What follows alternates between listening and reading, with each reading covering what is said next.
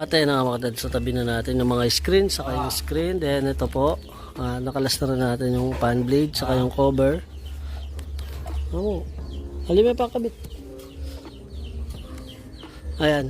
Kapag yung ano nyo, yung aircon nyo maingay, ito po yung una nyo tingnan, lalo ng mga split type. Yung may mga outdoor, ito po. Ayan. Kita ba? Hindi yata. Dali. Palitan ko lang yung cam natin. So, natural na madumi. Kita ba? Makita sa ayan. So yan po nagiging dahilan kung bakit nagiging maingay at nagiging mahina. Yan po yung nagiging dahilan kung bakit nagiging maingay at mahina yung lamig ng aircon nyo. Wala na yan sa likod, tingnan nyo.